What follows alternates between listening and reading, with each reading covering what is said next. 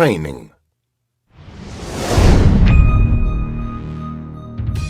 In this module, we will see how rescuers can keep fit so they are able to deal with an eventual emergency in the best possible way.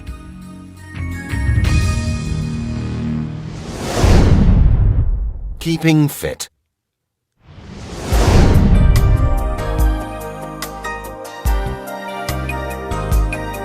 Diving requires good general physical fitness, so breathlessness and cramps can be avoided.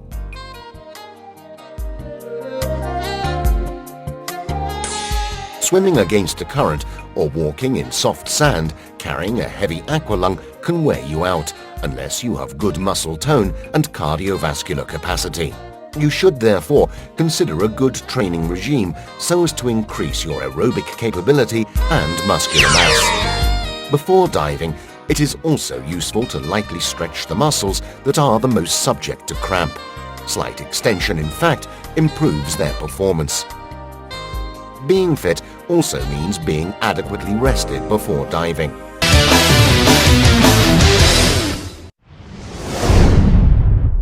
Fluids. Water represents up to 85% of our body weight. It is fundamental for the circulation of the body fluids, the exchanges between cells and blood, thermocontrol, and the elimination of the waste products of metabolism. Every day we lose water through perspiration, respiration, urine, and feces.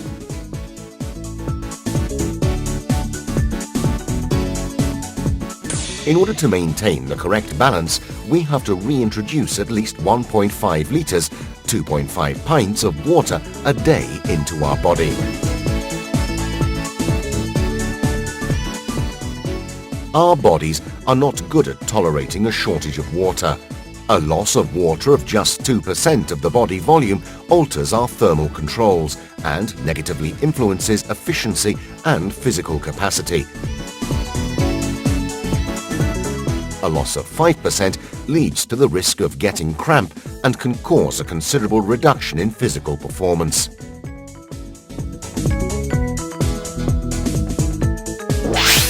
Dehydration, even partial, significantly increases the risks of getting an embolism.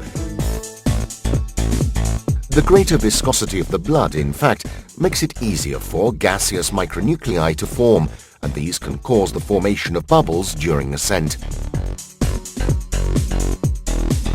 Don't wait until you feel thirsty to drink. During intense physical activity or when it is very hot, you should drink from 200 to 300 milliliters, 7 to 10 fluid ounces of water every 20 minutes. We also lose mineral salts through perspiration, so it is beneficial to drink beverages containing saline integrators. To make sure you drink enough fluids, use this practical rule. Drink 500 milliliters, 1 pint, in the 2 hours prior to making a recreational dive that does not last longer than 45 minutes.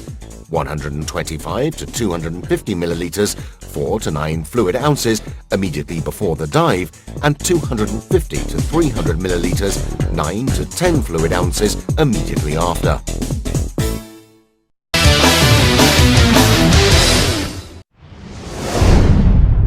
Diet. It is important to eat before a dive in order to face the expenditure of energy caused by the physical demands on your body and the heat loss. But it is also necessary not to exaggerate and begin the dive only after digestion is completed. Digestion times vary depending on what you have eaten. Carbohydrates, bread, pasta, biscuits, etc.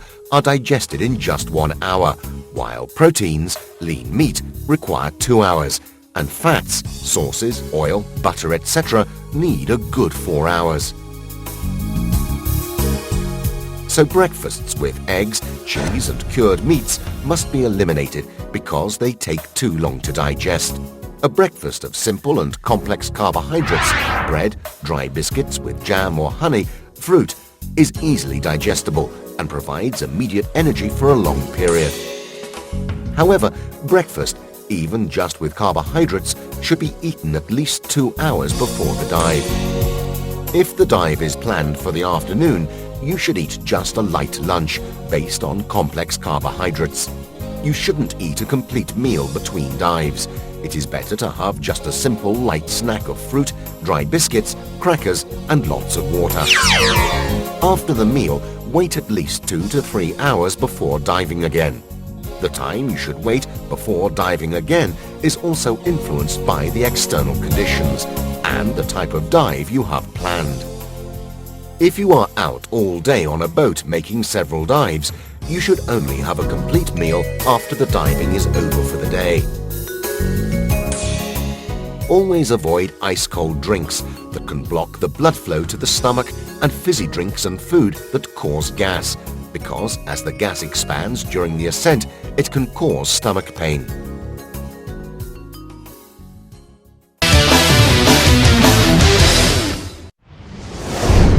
Final conclusions. You have now learned how the majority of diving incidents can be avoided by putting into practice some important preventive measures, and how the key to the success of many rescues is the ability to decide on the best action to take. Every dive teaches you something new and reinforces your skills, but you must always keep practicing and review the techniques and skills you have learned. It is easy to forget things, and just a short time after this training, you may no longer be able to do a simple task like tow a diver correctly if you are out of practice. The Rescue Diver course is coming to an end, but this is not so for your general training. If you haven't already done so, sign up for the PSS Deep Diver course, which represents an interesting and exceptional opportunity for divers to gain experience. The course teaches and certifies you to dive to a depth of up to 40 meters, 130 feet, within the maximum dive time. All the best for the future, and happy, safe diving.